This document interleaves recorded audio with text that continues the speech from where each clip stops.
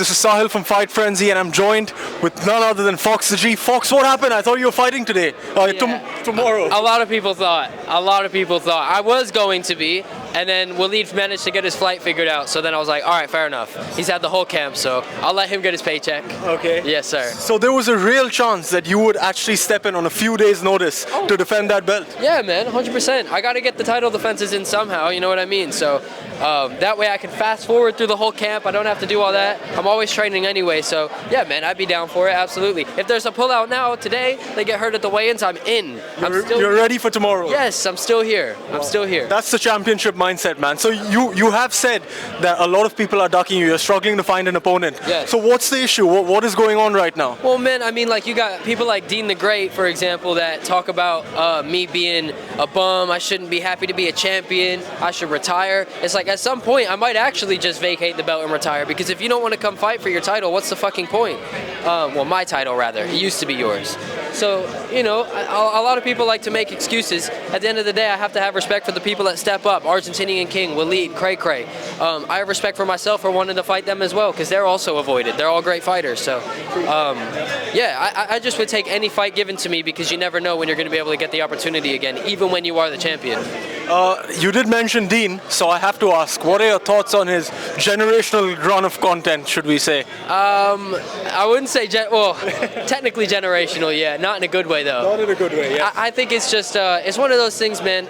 It's good for you. You're going viral, and you know you gotta do what's working for you. But at the same time, you're gonna have to be able to look yourself in the mirror when this is all over. You're gonna have to be able to have your children and your wife and your grandkids and have them look back on this and see it as something you're proud of. Because for me, when they look back, they're never gonna know, oh, this is just influencer boxing. They're gonna look back and they're gonna say, oh, my dad was a boxer, he was a champion, and I can raise them with that belief and mindset. You know, so. Yeah. I don't know, man. Fox G, the motherfucking motherfucking guy. Ty, the Big Daddy Mitchell. How's it going, bro? Ty, you wanna hop in 1 second? Ty, who do you think Fox should fight next? Me. Fuck that, I ain't fighting Fox. I'm announcing my retirement, boy. Fox, I'm good. I ain't fighting Fox. Fox will punch my head in, bro. Shut the fuck up. This guy's a maniac. Have you seen this guy fighting? Stop in frame 1 step in. Come on. I'm not fighting this guy. This is my guy, bro. This is my favourite fighter on Misfits. You heard it here first. This is my guy, bro. I love watching him fight, bro. Do you know why? Because he don't give a fuck who's in there with. He's having it. He's swinging, bro. Like, he don't care. 100%. He's ready to step in on few days' notice right now. He'll do it as well. He's not joking. He will do it. Yeah, I'll do it. I'll do it for sure. I'll do it for sure. I was actually just asking Fox about what his thoughts on Deen's run of content is, and sort of where do you draw the line between virality and just doing too much for the sake of it? What are your thoughts on what's happening with Deen right now? I think he's obviously, he knows what he's doing, so it's a plan for him, so he's going according to a plan. Who am I to judge what's someone's thing and what's not? He's eating. I bet he's eating. He is eating. So if he's willing to risk a bit of embarrassment for bread, who am I to say no? I wouldn't personally do it, but a lot of people do. Some people wouldn't personally get punched in the face for money, and here I am. So everyone's different, right?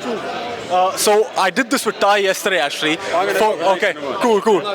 Fox, I want to do a segment called Finish the Sentence. I've done this with a lot of the fighters this week. The most underrated fighter in Misfits Boxing is? Most underrated fighter? Waleed. Waleed, okay. The most overrated fighter in Misfits Boxing is? Most overrated fighter? I think, like, I don't mean this disrespectfully, but Lil Cray Cray. I think that a lot of people think that Lil Cray Cray was a lot more than he really is, and I don't mean that in a bad way, but he's a human being at the end of the day, and I think a lot of people big him up like he's something that he's not.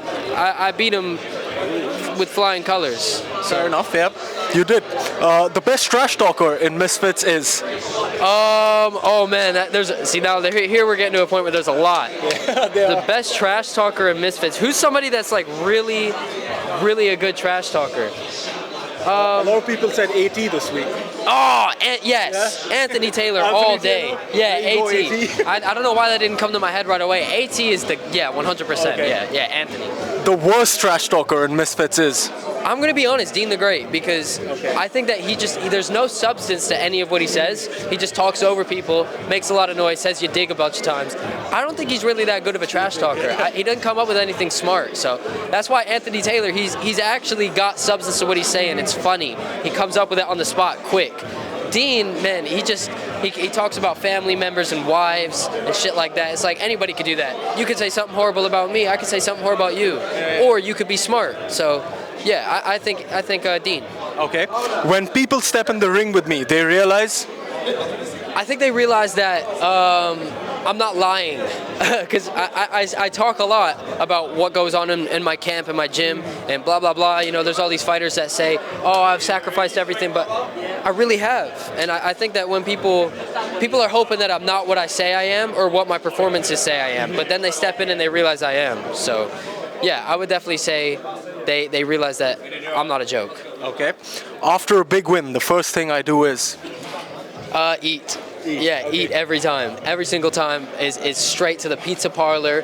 It's straight to the ice cream sandwiches, the candy, Sour Patch Kids, the cheeseburgers. It's straight on everything, bro. big foodie, yeah? Oh, have to be. You miss it so much when you're training, man. True. You miss it. If I had to knock out one fighter in Misfits, it would be? Deen the Great. Yeah. I mean, goes without saying. Pretty much this whole interview, I think I've been making that clear. And lastly, what is a dream fight in Misfits or pro boxing, not including yourself, that you want to see this year? A dream fight that I want to see this year. Let's go with Wade Plem versus Andrew Tate. Oh wow, that's a first. I've asked a lot of people. No one has said that. No. That's a good one, actually. I just want to see Wade back in general, and I think him and Tate could be fireworks for sure. And I think Wade deserves that type of payday. I think that's my brother, man. He deserves that. Anyways, Fox, thank you so much for your time. I look forward to seeing you in the ring soon, my friend. My guy, bro. I appreciate you.